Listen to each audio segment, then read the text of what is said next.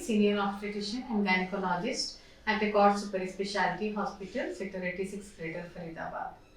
I am practicing for more than 15 years in Obs and Gynae department. Today's topic is very important. आपने सुना होगा कि water bag leak हो गया during pregnancy. Usually 8वें महीने में या 9वें महीने में होता है. तो कई बार मरीज का ये सवाल होता है, उनका फ़ोन आता है क्योंकि उनको इंस्ट्रक्शन देते हैं एज एन ऑब्स्टेट्रिशियन. इंस्ट्रक्शन होता है कि अगर कोई पानी लीकेज हो रहा है, कुछ हो रहा है, तो समय 9 महीने के पहले भी अगर होता है, 7वें महीने में होता है या 8वें महीने में होता है, आप कुछ एक्टिविटी कर रही हैं, चल रही हैं, अचानक से आपका अंडरगारमेंट पूरा गीला हो गया, आपको पता चला, तो कई बार ये सोचते हैं कि लेबर पेन तो ये नहीं है, वाटर बैग लीक हुआ है. तो हमें उस समय डाइसी सिचुएशन में होते हैं कि हॉस्पिटल जाना है या रेस्ट करना है या क्या करना है. तो सबसे पहली बात बता दूं कि ये एमनियोटिक फ्लूइड जो लाइकर है, लाइकर लेमैन टर्म में करते हैं, होता है, इसको साइंटिफिकली हम लोग कहते हैं एमनियोटिक फ्लूइड, क्योंकि एमनियोटिक कैविटी जो सैक होता है उसको एमनियोटिक कैविटी कहते हैं. उस सैक के अंदर फ्लूइड होता है, उस फ्लूइड में बेबी अपना मूवमेंट करता होता है. ठीक है, ये फ्लूइड सिर्फ बेबी के मूवमेंट के लिए स्पेस ही नहीं प्रोवाइड करता है, इसका बहुत सारा फंक्शन है.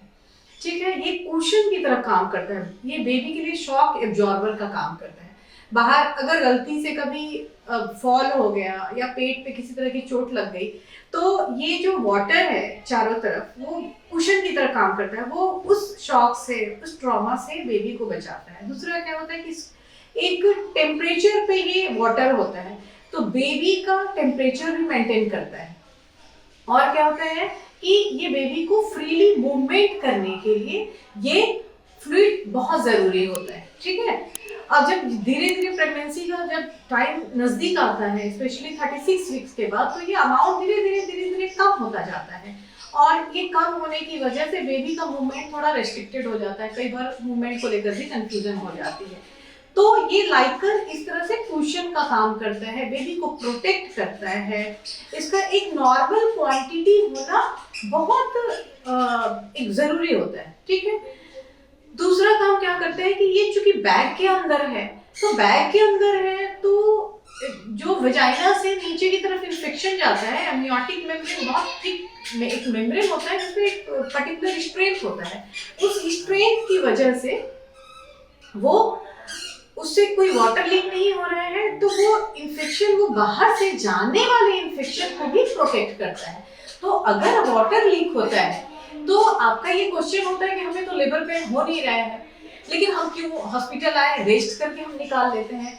लेकिन ऐसा नहीं है. अगर वाटर बैग ब्रेक होता है तो एक तो क्या होता है कि पानी बहुत सारा अगर लीक हो जाता है, हाथ पे आप देखोगे क्लियर फ्लूइड आ रहा है, गश में गश में फ्लूइड, एमनियोटिक फ्लूइड आ रहा है.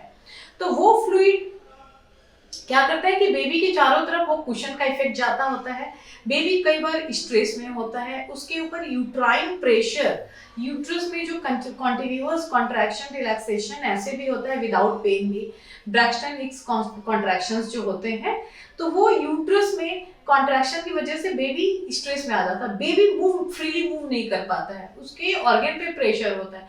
कई बार क्या होता है, इतना लाइकर लीक हो जाता है कि बेबी मेकोनियम पास कर देता है. मेकोनियम मतलब स्टूल पास कर देता है स्ट्रेस की वजह से, और वो स्टूल वो अपने स्वैलो कर लेता है, आंतों में उसके स्टोमक में चला जाता है, फूड पाइप में चला जाता है. कभी कभी क्या होता है, अनफॉर्चुनेटली लंग ट्रैकिया में चला जाता है, लंग में चला जाता है, बेबी को सांस लेने तक में भी तकलीफ होती है. तो अगर लाइकर ऐसे आपको गश आ रहा है, पानी की तरह थोड़ा भी जा रहा है, कुछ भी आपको लगता है कि ये लाइकर जा रहा है, लेकिन मैं रेस्ट करके काम कर लेती हूँ, अपना काम चला लेती हूँ, लेबर पेन हो नहीं रहा है चूंकि, इसलिए मैं नहीं जाऊँ, ऐसा आपको नहीं करना है. अगर लीकिंग होती है तो आपको पता चल जाएगा. कई बार यूरिन भी थोड़ा सा प्रेशर की वजह से या खांसी कर रहे हैं या कुछ कर रहे हैं तो लीक हो जाता है थोड़ा, लेकिन यूरिन का एक अलग सा यूरिनिफेरस स्मेल है. इसमें अगर गश में जा रहा है, कंटिन्यूअस जा रहा है, या इंटरमिटेंटली भी फ्लूइड जा रहा है, आपके क्लोथ्स गीले हैं, तो आपको हॉस्पिटल में रिपोर्ट करना है. क्योंकि एक चीज कि बेबी पर स्ट्रेस हो सकता है। दूसरा क्या हो सकता है, वेजाइना में अगर कोई इन्फेक्शन है, वेजाइनल या सर्वाइको वेजाइनल इन्फेक्शन है जिसको, या वल्वो वेजाइनाइटिस है, इन्फेक्शन के बाद जो होता है वो है, या यूरिन में ही इन्फेक्शन है, तो ये क्रॉस इन्फेक्शन जा सकता है और ये उस ब्रोकन बैग, चूंकि ब्रेक हो चुका है तो बेबी से डायरेक्ट बेबी के सैक के अंदर कनेक्शन है, बेबी से कनेक्शन है, तो ये इन्फेक्शन जाकर अंदर मेम्ब्रेन को अफेक्ट कर सकता है। इसके भी बहुत सारे स्टेजेज होते हैं। पहले ऊपर लोकल इन्फेक्शन होगा, लोकल एरिया में सर्विक्स के पास इन्फेक्शन होगा, फिर वो सर्विक्स के से धीरे धीरे क्या होगा कि वो कोरियोडेस यूट्रस और मेम्ब्रेन के बीच में इन्फेक्शन पहुंचेगा, फिर मेम्ब्रेन डायरेक्ट बेबी को भी इन्फेक्शन चला जाता है।